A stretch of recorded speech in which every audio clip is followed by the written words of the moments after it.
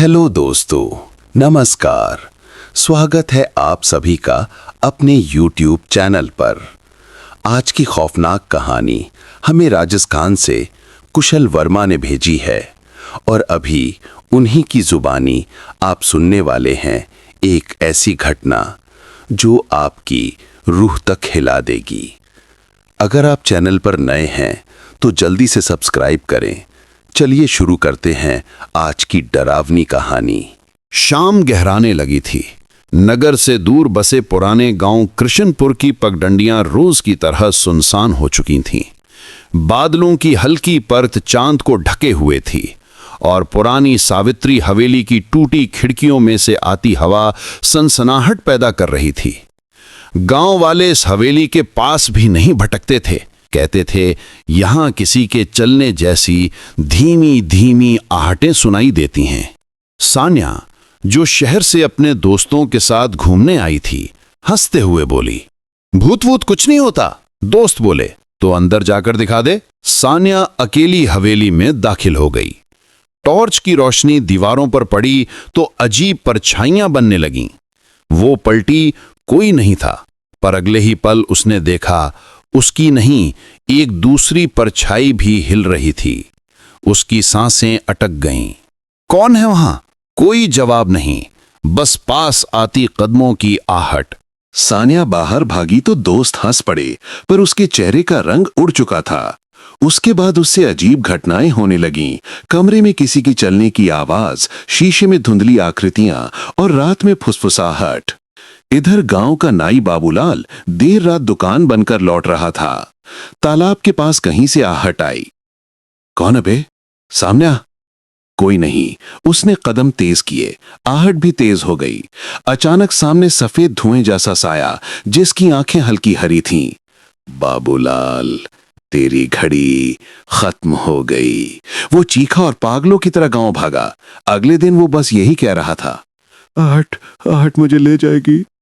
गांव का school master Yogesh भूत प्रेत पर विश्वास नहीं करता था, लेकिन एक रात जब वो हवेली के रास्ते से गुजरा तो उसके पीछे भारी कदमों की आवाज आई। कौन? पीछे सिर्फ खाली रास्ता, फिर किसी की फुसफुसाहट, तू बच नहीं पाएगा। अब 3 लोग, सान्या, बाबूलाल, योगेश, तीनों को वही आहट सताने लगी। कृष्णपुर गांव में दहशत फैलने लगी। इसी दौरान गांव की महिला प्रमा रोज की तरह तुलसी पर दिया जला रही थी। हवा का झोंका आया और दिया बुझ गया। उसने माचिस जलाई और देखा, आंगन के कोने में एक औरत, काली साड़ी, बिखरे बाल। वो आगे झुककर बोली, सुनो, कोई तुम्हें लेने आ रहा है। प्रमा चीख पड़ी। घर वाले दौड़े, पर वहां कोई नहीं था। इसी बीच गांव का पुजारी पंडित मोहनलाल बोला, अगर यहां आत्मा है तो मैं उसे मुक्त करूंगा। वो हवेली जाकर मंत्र पढ़ने लगा। अचानक लोहे की जंजीरें अपने आप हिलने लगीं। दीवार पर लाल चमक में उभरा, आहट से बचना नामुमकिन है। मोहनराव माला गिराकर भागा। हवेली में अनदेखी शक्ति है। इधर कस्बे कृष्णपुर की बस चलाने वाला रमेश ड्राइवर एक रात देखता है कि उसकी खाली बस की आखिरी सीट पर कोई बैठा है। वो पीछे जाता है, सीट खाली। ड्राइवर सीट पर लौटते ही आवाज, बस चलाते रहो, आखिरी मंजिल मेरे पास है। रमेश ने रात की बस ड्यूटी छोड़ दी। डर बढ़ता गया। तब कस्बे से पुलिस अधिकारी एसीपी करण सिंह जांच के लिए आया। वो हवेली में गया। सीढ़ियों से भारी कदमों की आहट। कौन है? कोई नहीं।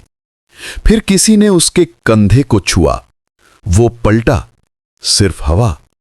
फिर आवाज, सच जानना है तो तहखाने में उतर। लगातार हो रही घटनाओं से सान्या ने निश्चय किया कि सच्चाई पता करनी ही होगी। उसने योगेश, अपने दोस्त अंकुश और एसीपी करण से कहा, मुझे हवेली के तहखाने तक जाना है। ठीक है, आज रात चलते हैं। रात 12 बजे चारों हवेली पहुंचे। सन्नाटा इतना गहरा कि दिल की धड़कनें सुनाई दे रही थीं। अचानक वही आवाज, ठक ठक ठक। रीढ़ में सिहरन दौड़ गई। डर मत, हम साथ हैं। हवेली के पीछे पुराना जंग लगा लोहे का दरवाजा था। करण ने धक्का दिया। चर्र, सड़ी बदबू का झोंका आया। सीढ़ियां अंधेरे में उतर रही थीं। तहखाना ठंडा, सीलन भरा, दीवारों पर काई, बीच में टूटी चौकी।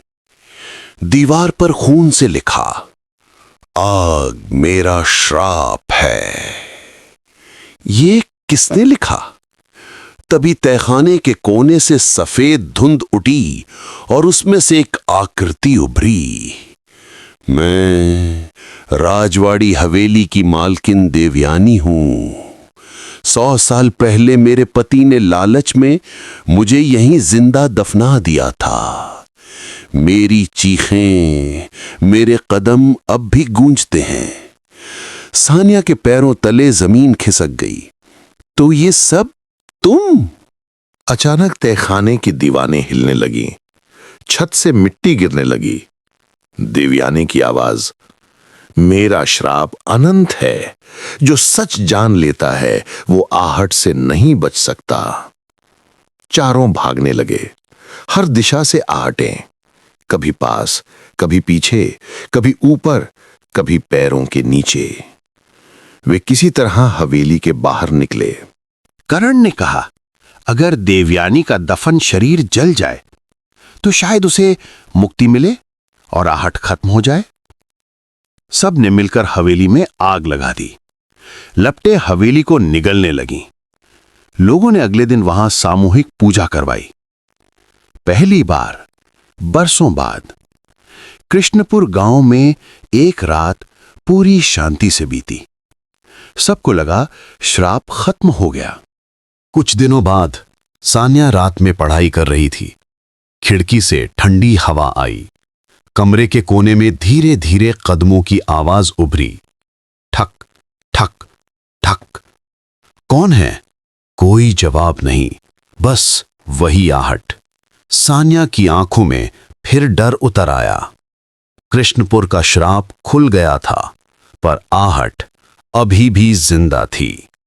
कहते हैं, एक बार जो ये आवाज सुन ले, उसकी जिंदगी कभी पहले जैसी नहीं रहती। आहट आपका पीछा कभी नहीं छोड़ती, बस कभी सुनाई देती है और कभी नहीं। तो दोस्तों, कैसी लगी आपको आज की ये कहानी? अगर कहानी अच्छी लगी हो तो कमेंट में ज़रूर बताएं और अपना स्टेट का नाम भी लिखें। आपका नाम हम अगली कहानी में ज़रूर लेंगे। दोस्तों, वीडियो को ज़्यादा से ज़्यादा शेयर करें और चैनल को सपोर्ट करते रहें। आपका साथ ही हमारी सबसे बड़ी ताकत है। धन्यवाद।